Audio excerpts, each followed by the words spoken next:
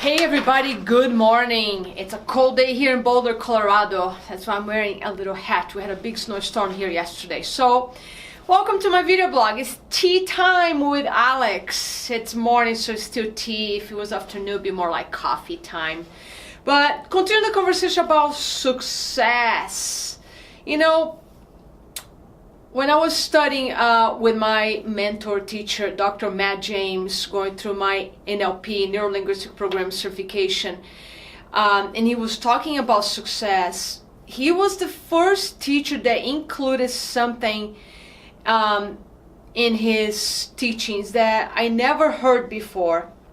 I kind of knew that, but I never heard actually a teacher saying that one of the things that blocks us from being successful is our own baggage. He pretty much said that in order to be successful, and you know how I define success, right? Feeling fulfilled, loving what you do, being present, being healthy.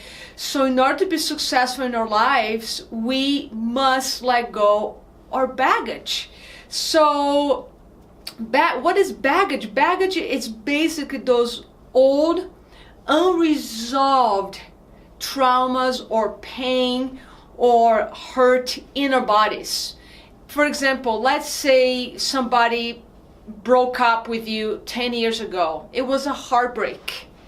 And you're still carrying that sadness, that pain in your body. You're still reliving that. And every time you think about how hard that breakup was 10 years ago and how maybe that has cause you to shut down your heart and keep, intimacy away from your life, that is a form of baggage, for example. That means you're still carrying that sadness, that maybe anger inside your body. Or maybe in your childhood, mom or dad hurt your feelings by saying something, or mom or dad left you. We all have those memories of like feeling neglected, feeling ignored by our mothers or dads or our caretakers, and that can leave a scar inside us. And if we carry that emotion as a form of resentment, anger, shame, guilt, if we carry in the body, it blocks us from being successful. Why is that? Well, think of emotion. It means energy, that's the E, in motion. Emotions is energy, and energy has a form, has a vibration. So I draw here, think of an emotion like this that is trapped in your body. Think if you angry about something that happened to you long ago, and you holding in the body. Maybe when you're angry, I was work with you, I will help you to find the anger in your body for me. And that's what a lot of therapists would do as well. And I do this in my coaching. I guide my clients just to name it. I don't do the work of a therapist. I don't have that training. But as a coach, I'm able to at least help my clients to name it, to define something that's stored in their bodies.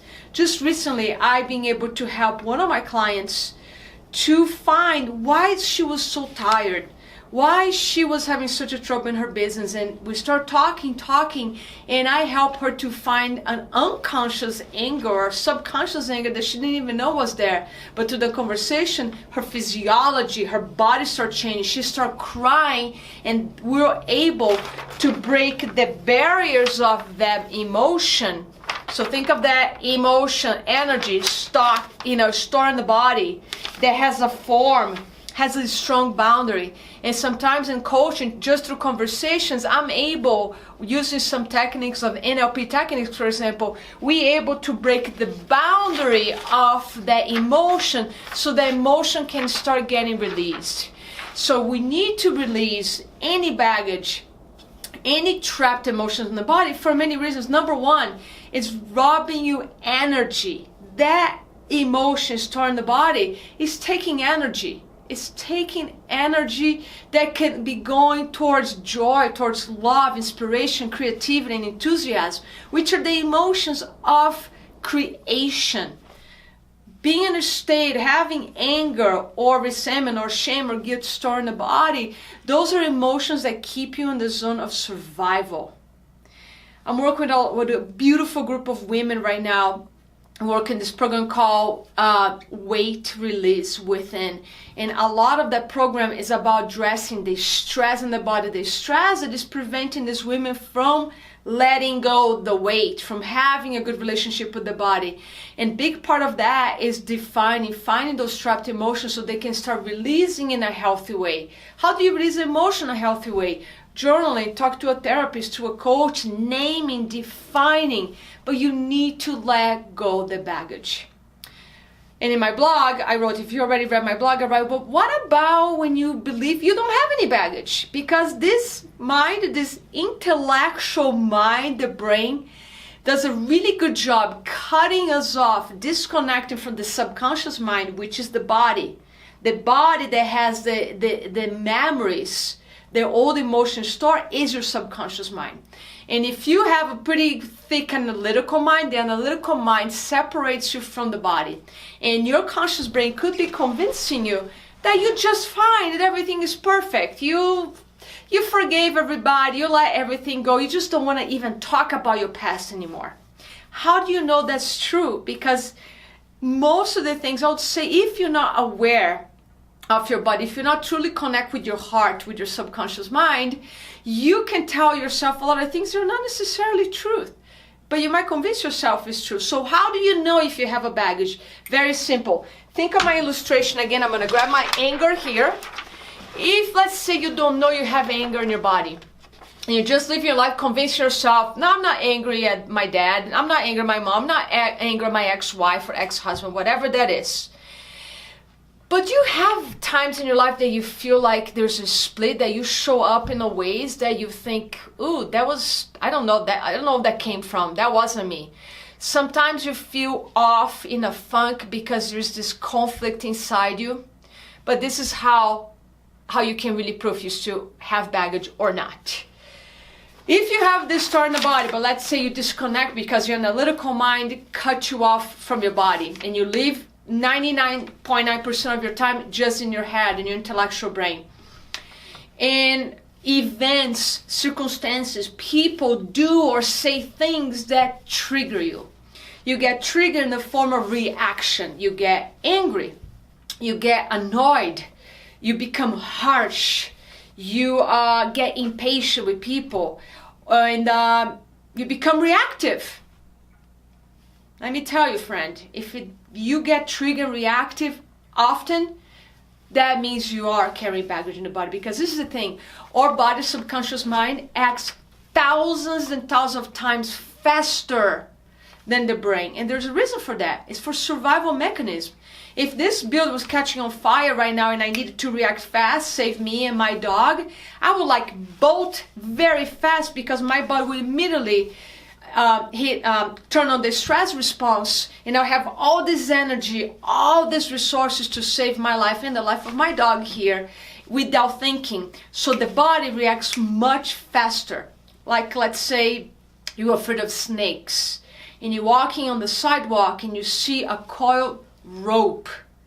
And your body immediately freezes because you think it's a snake. You didn't look at that and thought, oh, that might be a snake. Your body reacted seconds before your brain did. That's how fast it was. So if you react before you can think about it, and then you might say, oh, I shouldn't have said that. I shouldn't have done that. It's because whatever happened externally is activating that, in this case, anger or shame or guilt. If something is it's activating that, you're going to respond because energy cannot get stuck. It needs to move. And it's moving there. If it's not being released, it's moving like an eddy in the river. It's moving and you need to react because otherwise you explode. And unfortunately, explosions do happen in the body. That's how heart attacks can happen. Strokes.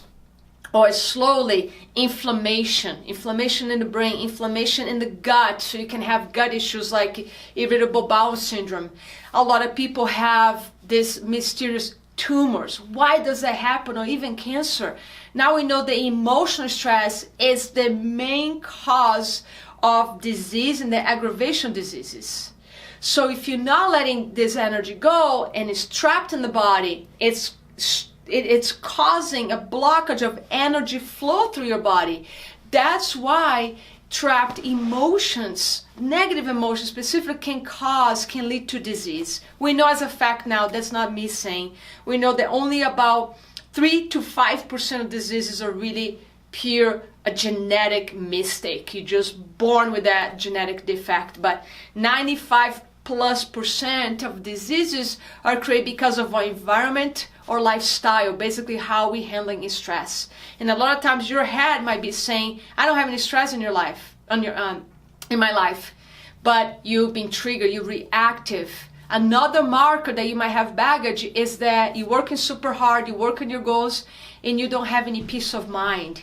Peace and joy are markers that we live in harmony with our bodies, with our purpose. So if no matter what you do, you can convince yourself all day long of how do you want to feel, but if at the end of the day you're not feeling calm, joyful, and have a peace of mind, a good piece of sense of well-being, that means it's time to visit. And if you have any trapped emotions or baggage, I highly encourage you to let go, because you are wired to be successful, and I know you want to be super successful. So I invite you to address those emotions, because that way you create more room for joy, for love, for creativity, for inspiration and enthusiasm, which are the emotions that help us to live life fully and make difference in this world. Because again, remember my last message, you have a duty to be successful, because when you're truly successful, you're giving other people permission to be successful as well, and you can help them, teach them how to be successful the way you are. So thank you so much. Please share my video, spread the message, spread the love, help me to increase this YouTube audience, the YouTube family. I appreciate your time. I'll see you soon.